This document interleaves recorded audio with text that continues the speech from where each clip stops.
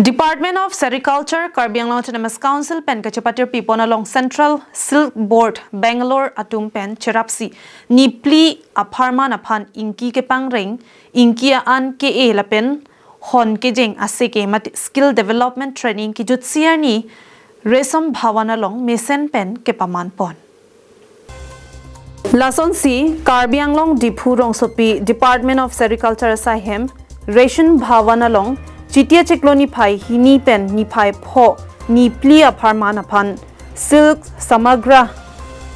Hini Scheme Pen, Karbi Anglong Autonomous Council, Department of Sericulture, Lapen Central Silk Board, Bangalore, Chilang Pet Pen, Ni Plia Parmanapan, Seke Mate Training Piponsi, Kijutsiani Seke Mate Training Ke Enduna Tumapan, Hon, Kijing, Akor Mate Mesen, Certificate Lapen, Terang Ketak Ajaton, Karbi Anglong Autonomous Council, CEM Dr. Tuliram Ronghang Pen, Pajirpon. Mayalong, Karbi Anglong Autonomous Council, Speaker Raju Tiso, Deputy Speaker Avijit Krong, Kacherong PP, EM in charge, Sericulture, Karbi Anglong Autonomous Council,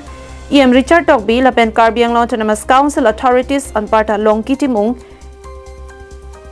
ED, Sericulture, Mohan Barman, OSD,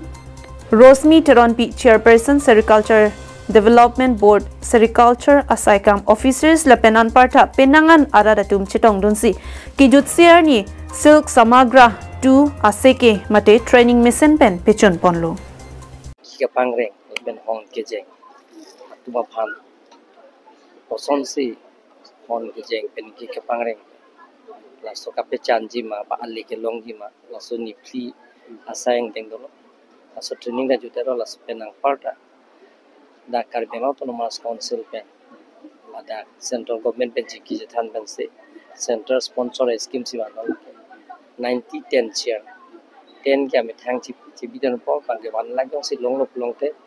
la ke beneficiary 1 lakh ke joy pen people pen 90,000 si picho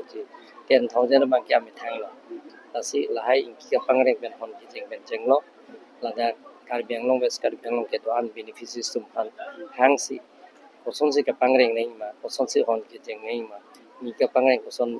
si claim nahi ma lahayang ton da penaso kiti claim koson si aso ape phiben